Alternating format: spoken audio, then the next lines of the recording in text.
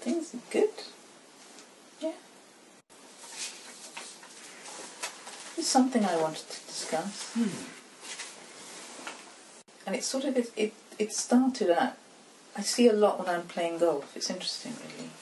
Don't know why, but anyway, I do. And I played a game last weekend, and the first 9 holes, I was playing very much like I can be often in life, which is just not with any sort of purpose, with any sort of focus, with any sort of determination, just sort of lackluster, if you see.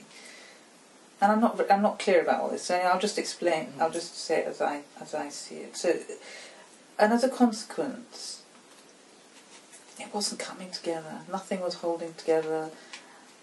I don't know. It's like I was playing, but I wasn't playing, and consequently, I got 10 points, right? Which is pretty pathetic, really. You want to be getting at least 18 points for 9 holes, at least 18.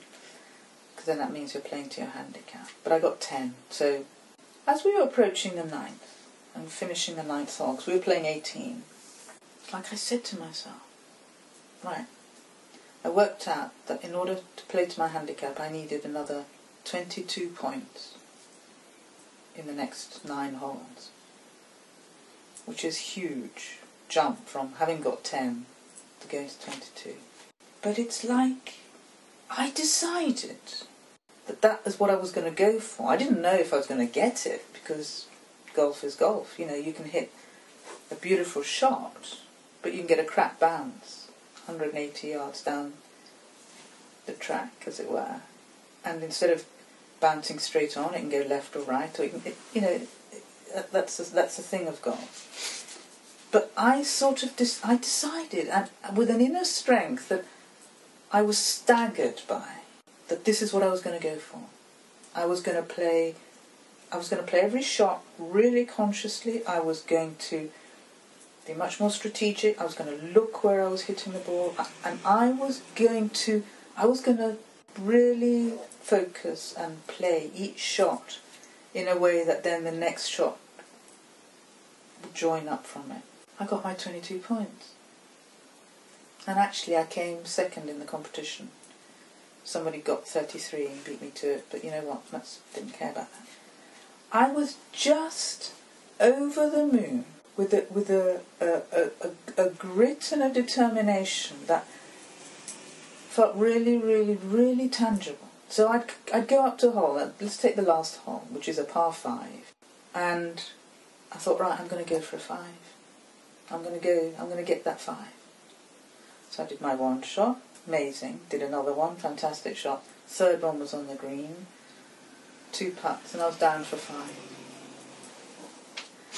But that happened with every hole on the 9th. But then it led me to ponder. It was 2 completely different approaches. It was like 2 completely different feelings. There was something on the back 9. I just went for it. But you see, the thing about it is, I went for it not knowing whether I'd get it, but I still went for it. So every hole I'd look at the card and I'd say, right, okay, in order to get my 3 points here, because I've got to get 22 points, don't forget. I mean, I had 3 holes to play and I still needed 9 points. Most people would tell you, at my level of the game, you're a mad woman. You're not going to do that. I went for it, but I went for it in a way sort of like I've not gone for anything before. You see, we've discussed this whole business about throwing your heart into something, but I've never really put my heart into anything not knowing what the outcome would be. And that is the important part, that you were going for it even though you didn't know whether you would get it. And normally you play safe, you'd only go for things if you know the outcome. Yeah? And of course this is what we do. It's like we need to know, for most of the people, it's like you need to know whether it's going to work or not, because you don't want to have to expend a lot of energy if it's not going to work.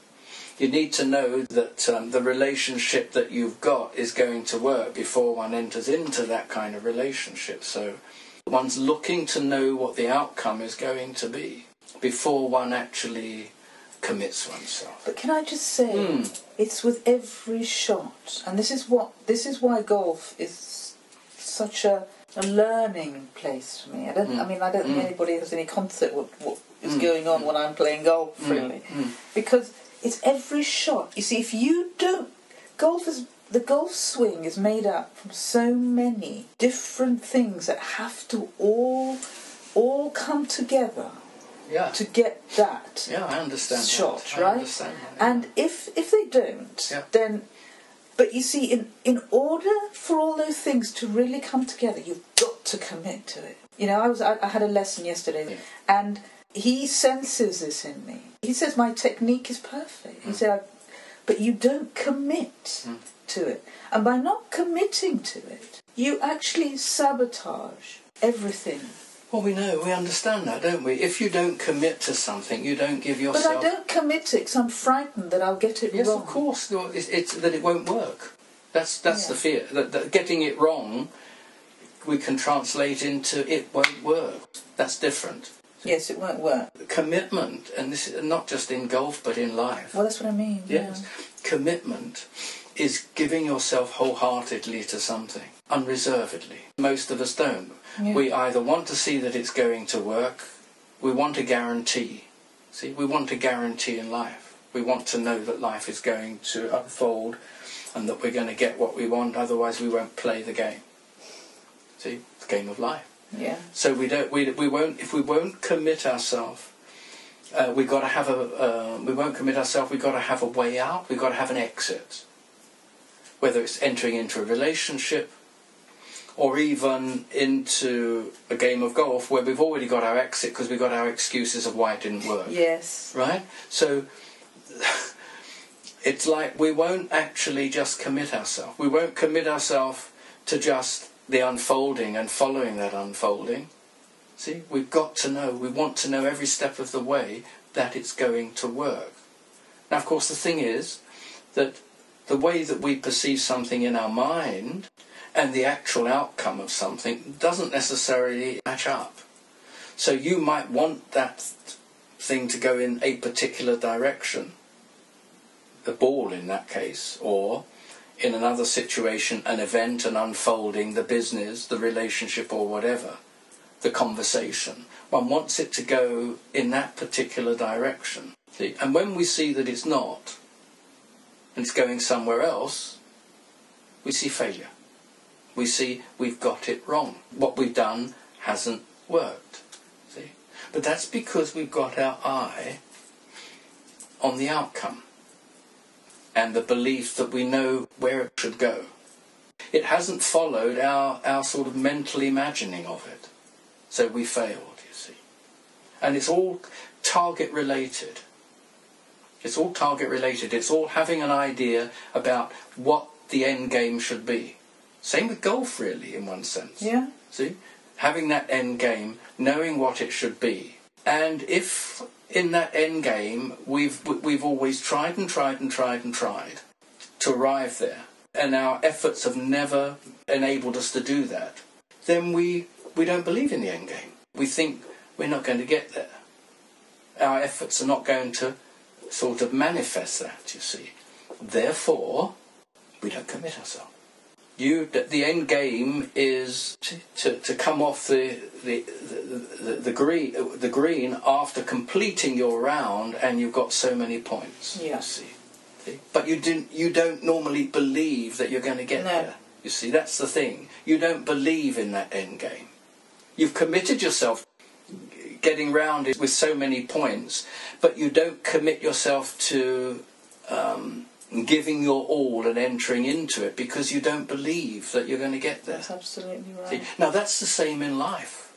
We've got an end game, and because often the way we imagine it should be doesn't work out like that, we then look to ourselves and think, we've got it wrong, we've failed. And so now we want some kind of surety. We want to know that it really is going to succeed before we actually attempt it. Yeah. So we don't give ourselves to things that we're not sure about, and most of life we're not sure of. See? It was interesting, you said, but I entered into that and I didn't even know if I would get it or not, but I just went for it. I gave myself to it 100%. But there was this thing that you were talking about just now about belief. It's like there was something there that I thought, I did believe that I could do it.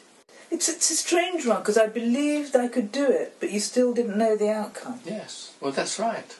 So what you have there, you see, is belief in your own unfolding, rather than some imagined outcome. See, you're more involved with your own unfolding and your own performance, if you want to put it like that. You're more involved with that rather than the outcome. So I would imagine that if you'd given it your very best shot, and it hadn't actually given you that end result, it probably wouldn't have mattered so much to you. Do you see what I'm saying? It wouldn't have mattered because you knew that you'd actually done everything that was possible. Normally you don't do that. You don't actually enter into it. You don't give yourself to it, because you see that in some way... Yeah. I don't believe I can... You don't believe you can do it, so you don't give yourself to it. But if you give yourself totally to whatever it is,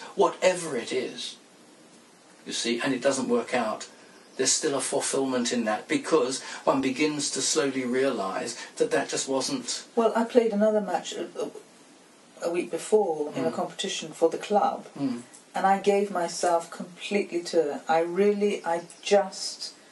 lost the match on the 18th. So the outcome, if you like, wasn't the desired outcome, but I was completely pleased with how I... There you go, see. So it's not... What we have to realise is it's the outcome is something that's imagined, that's future. The outcome is something that's imagined, something that's future, that we actually have no control over, because it's not in existence, relatively speaking. It's not in existence, you see. So, but what we've got, like we always say, what's under our nose, to give ourselves to wholeheartedly. Whether it's giving oneself to that swing, or whether it is giving oneself to a report that one's writing, or giving oneself to the reply to a question that's being asked of us, giving ourselves wholeheartedly so that it's a complete and holistic response, rather than a sort of fragmented kind of a partial response. See, when we do that, when we give ourselves totally to the situation, what you're doing is you're giving yourself to life, you see. Doesn't matter the outcome, but we normally associate the outcome, what we believe to be the end game, with our own efforts, our own involvement, you see, and it's not. It's not about that. In fact, they're quite separate and distinct, because life is leading, life knows where it's taking us, you see, but we think we know. All we've got to do is to give ourselves totally to what life is presenting us with. Give ourselves to that. And as the wise would say, abandon all thought about the end game. So when you're standing on that green, when you're playing that shot, I suspect that giving yourself to that is not within your mind getting all caught up with whether it will go where it's supposed to go. You know what I mean? You just give yourself to that. And there's something about ball games, you know, whether it's a game of golf, whether it's a game of snooker or a game of or football and that, the more involved you get with it, with your mind. See, it's like penalty kicks in football. Yeah. If you've missed a few, that can play on your mind. If you've got onto that green and your putting is all, you get the yips, because your mind then is getting in the way and relating your effort to some kind of outcome. You see? So the effort is not related to outcome. No, not at all. Effort is related to the unfolding, into just giving yourself your all to what in is that there. moment. That's absolutely it. Because as soon as you get into outcomes, you've gone ahead of yourself. I know, and you see, that's it. And then there's this whole sort of, yeah. Yeah? Yeah. You see, as you're giving yourself to outcomes, you're getting ahead of yourself, which is expectation. And the expectation is it won't happen, you see. But it's not about that. It's about giving yourself. We use that expression, what's under your nose. In that moment, you give yourself to that. People say, oh, yes, but you've got to have one eye on the future. Well, that's it. That's right? it. Yes. You've got to have one eye on the future. You can't just give yourself to. You've got to have an outcome. You've got to have an outcome. Yes. You've got to know where you're going, so to speak. You see. Yes. But that doesn't have to be a mental kind of fixed thing. But you say, can I bring another example? Of course. Sorry, I interrupted you there. No. But let's talk about work for a minute. Mm. My business. I have to, because my accountant wouldn't let me not, if you like, have, I've got to make so much money in order to be able to pay my rent and blah-de-blah-de-blah, and then pay myself and then blah. So you have to, running a business, you've got to have some outcome. Yeah, so, you've got to have targets. Yeah. So what you're saying then is yes, you've got those targets, but it's almost like you're not wedded to them. What you're wedded to is what you're doing right now. And the targets are just there to give you that direction. They guide you. Yes. So what you were saying, you were saying that whether it's in the business or whether you're playing golf, you've got to have an orientation, you see. Yeah, I've got to stand at the tee and say, right, I'm going to go towards that tree. Of course. I can't just... No, hit it anywhere. No. Okay. No. Yeah, okay. But you don't get caught up with that. That doesn't have to come in to the actual... your mind doesn't have to come in to your motion and your movement and what you're doing. So if we keep with golf, because I know that relates back to everything. Once I've picked my direction, the tree, for example, what I give myself to is not reaching that tree. That's right. I give myself to, now I'm going to give everything to that swing. That's right. That's in the That's moment right. for me. Absolutely. So it's not running ahead of ourselves, right? Let's bring in another point here. What is patience? Patience. Well, you see, I'm impatient, and I want things now, and I want them. So patience is, it's an unfolding, isn't it? Patience is giving things the time and the space to go where they're going, rather than hurrying them up. And my cat, right? She sits by her bowl very patiently, because she knows that at some stage I will put some biscuits in it. And because cats have this timing thing, don't they? They know roughly. Extraordinary. I mean, it's just magical. And she sits and she looks up at me and she sits. In the moment, she's sitting there. And that's the thing I learned from Rosie, this she's right there in that moment, sitting by her bowl, patiently. The biscuits come. So patience then, right? Patience is allowing things to unfold. Not trying to hurry them up or control them or change them or make it different. It's patience is waiting. So you can apply this to the golf. If you are trying to get it right in your swing when you're there, if you've got your eye on the future, the outcome of that shot, then you're trying to control it. You're trying to make sure that your swing is right, make sure everything, you see, putting in too much control into the situation. Too much effort. Too much effort, which is, effort is control, right? Yeah. You're trying to control something or resist something. You know, there you are resisting the feeling of knocking knees or whatever in the situation, or resisting the feeling that it's not going to work, because you do that too, you see. While you're standing there swinging, you're going to be, there'll be that feeling, oh God, you know, I can't, I'm rubbish, I can't do this. So one's trying to resist that while one's attempting to play, which just tightens one up and nothing begins to work in that way, you see. So one's trying to control that situation. When you commit yourself to it and give yourself to it, you're not trying to control it at all. You're just like you say, you're going for what's there. You're involving yourself totally with what's actually there. See? And you're patient in the sense that you're allowing the outcome to be what it is. So this is what it is to be patient, see? Without pushing. To not interfere with that shot. To wholeheartedly give yourself to your movement, to your swing, but not interfering with it. See? By trying to get it right, by gripping too tight, by getting too involved with whatever's in your mind at that moment, rather than just doing it. Patience, you see, why we have problems with patience, like you said, and you know, is because one wants it now. One wants the result now. One wants to see that event taking place now. We want to see whatever it is we want to see happening now. We don't want to have to wait for it. I'm sure this will apply even on the golf course, where you can't, it's almost like you can't just let go of the outcome. Give yourself to the swing and just swing.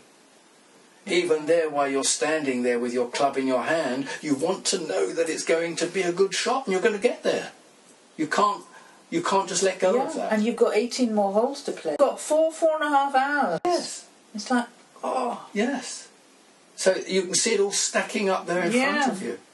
It's an unfolding, you see. It's like you said, it's all an unfolding. So can you just give yourself to the unfolding? There you are, standing at the tee.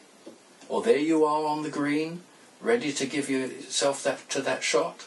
You see? Can you just clear it all, give yourself to what's under your nose, and give yourself completely to that, which is hitting that ball. And putting is an amazing place for doing that. Oh, yes. With, you know, okay, so a drive can go a little bit to left and right, but you still might have a shot. A putt goes either side of the hole, and it doesn't go in. And so you become obsessed in the outcome, which is a ball going in the hole.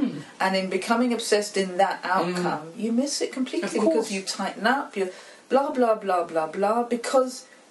And then people stand there and say, I knew I was going to do that. So finally, see, because we're waiting for something to happen and we want it to happen now. And we can't just wait.